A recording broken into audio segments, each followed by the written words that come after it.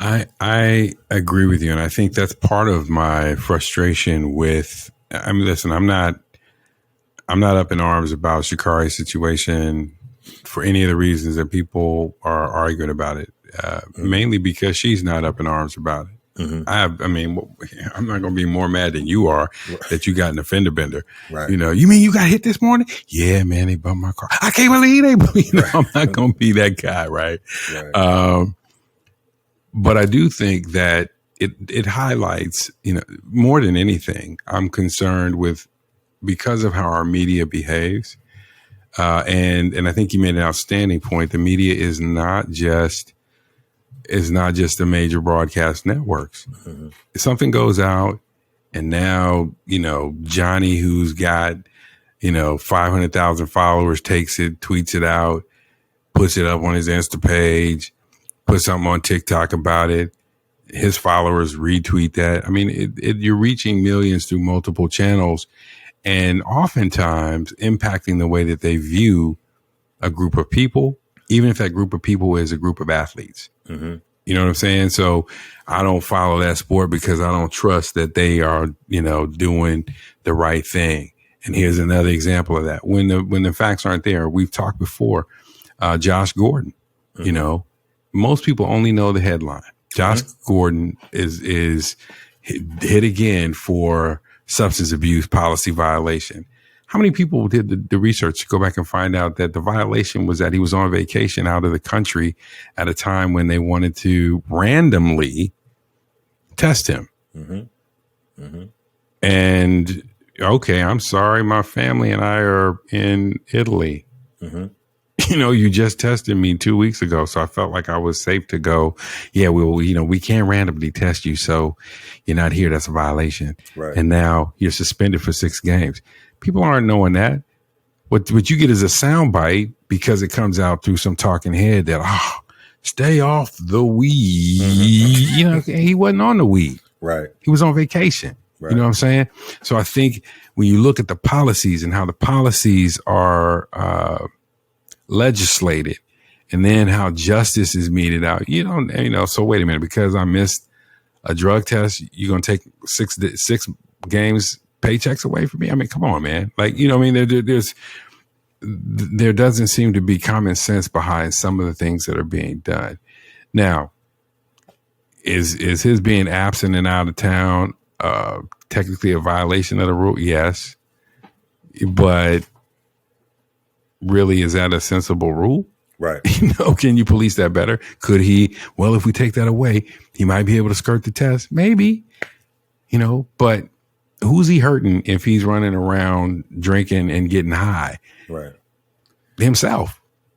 You know what I'm saying? And I think the other point you made, which I thought was really, really great, is so she's suspended from going to this year's game. She can't run in the Olympics. But now if she was dealing with her pain and trauma, pounding a 5th of vodka every night, be totally fine. No problem. Right. And the damage that she'd be doing to herself, so much greater, but we're okay with that because that's legal and we don't legislate that. Right. So again, I think when we look at these policies, we look at how things are happening, it's so much bigger than what we get through the media outlet. And it's a bigger issue because we also look at our biggest sponsors for most of these sports.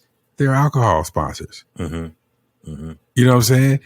You tell me you're not going to get a Bud Light commercial. It's one of the big. People look forward to the Super Bowl commercials because hey, what's Bud Light going to do? What's Bud going to do? Right. What Bud's what's Bud? You know, and I'm not coming at Budweiser, and I'm not coming at people who ingest alcohol.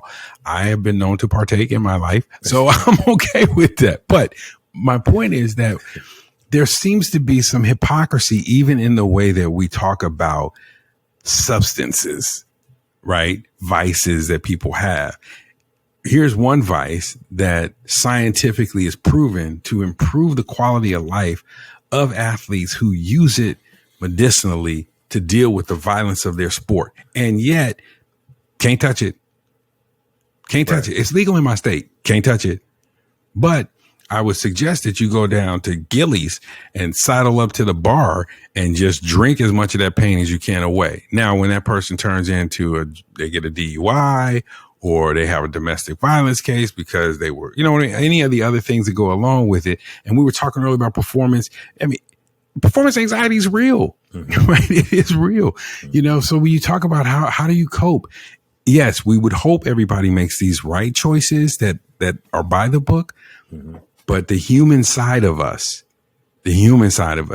some moments are going to be just bigger than we're prepared for. And there doesn't seem to be room to allow for that in the way we mete out justice when it comes to substances. Well, yeah. And I think also we have to go back to what's the purpose of the system? What are we trying to accomplish? So in the case of the IOC, my assumption is they're trying to accomplish a level playing field. Okay. Well, are we doing that though?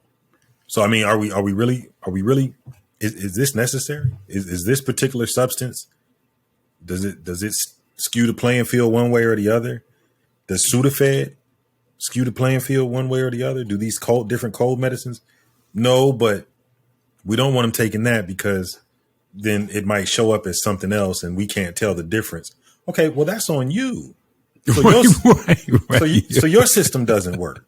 That's not, you know what I mean? They take, right. You know what I'm saying? So I think that's the bigger issue that we really need to look at. And I think it's really on these committees and these leagues to step into the new millennium, you know what I mean? And kind of take a look at things and say, okay, maybe this is a waste of time. Maybe this is a waste of money to focus on these things here. Let's focus on this. And then that way, because what you really don't want steroids. You don't want stuff that's going to give people that unfair advantage. That's what you're trying. That's what it started out as. Now, I don't know what we're doing now. Now we're just better now you might not want to eat a bowl of Fruity Pebbles. Now it's subjective because right. whoever the tester is, I would assume it's up to them. Well, now it's up to you how far you want to go.